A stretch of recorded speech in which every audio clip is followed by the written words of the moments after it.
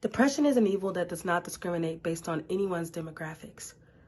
But if people would seek out help and receive the help, they can eventually overcome depression for good.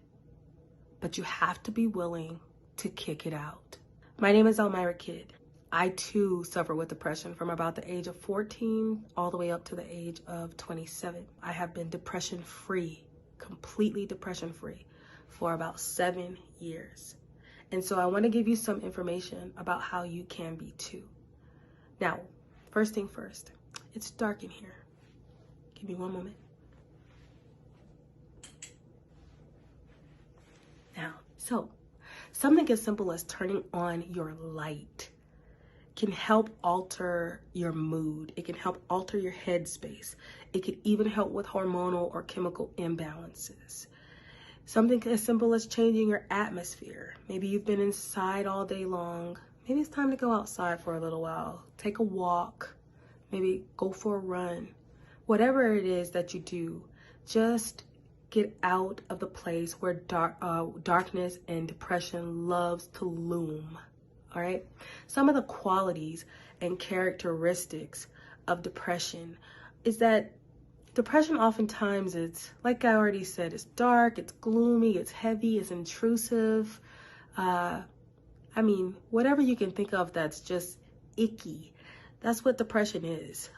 It doesn't care about the person whose life it's intervening in or just, chose to latch onto. It doesn't care. It doesn't care at all. And so I think it's important that we don't treat depression like it's a friend or like it's something that belongs to us. My eyes belong to me, but depression doesn't belong to me. What's important to understand is that humans think about or up to at least 30,000 thoughts a day.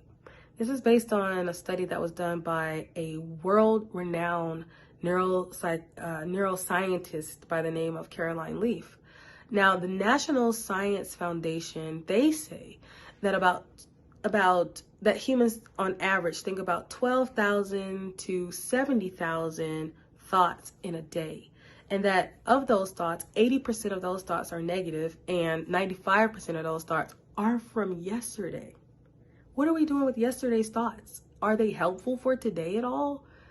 And the thoughts that Dr. Caroline Leaf were talking about, those 30,000 thoughts, she said we think those many thoughts in a day when our minds are not controlled, when they're not managed. And so when we get control of our minds and get control of our thoughts, then we can better control or navigate how our moods and our feelings actually will turn out over a period of time. Now, yes, people can have depression because of chemical and hormonal imbalances, but people can also have depression because of the negative thoughts that are just constantly building up because of criticism, because of bullying, because we just don't know which way to go in life. I mean, come on, there's so many decisions that we have to make in this lifetime that can get overwhelming. Sometimes we're just lonesome. 17.3 million people in America, adult people in America, suffer from depression. 1.9 million from ages 3 to 17 suffer from depression. These are young people. And so there is definitely an epidemic that's noteworthy. And so, there's a lot to consider. Also, when you're sick and you're sick for a long period of time, that can also bring on depression. So what's your story? What are you telling yourself? What story do you believe? And then about yourself, and then or about the world. And then what story is actually true? Because this is what you have to consider. And so once you figured that out, once you have determined who you are, who you're going to be, and I hope it's something good, then go with that, work on that, build upon that. Now, for me, myself, as a young teenager, I actually had to start taking medication for depression, but I refused to give medication the responsibility that I was supposed to have of controlling my own thoughts and my own mind.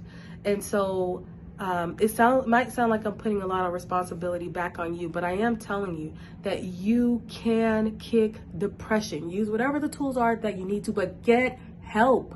Talk to somebody. Don't just allow your thoughts to just beat you up. Don't do that.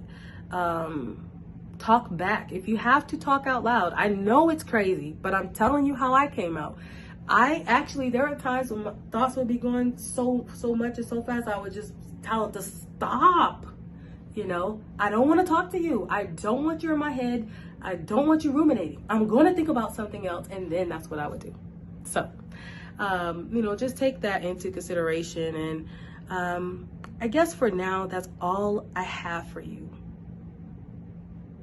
So I hope that some of this information was helpful. I do thank you for taking the time out to listen, and I might be talking to you soon. Bye.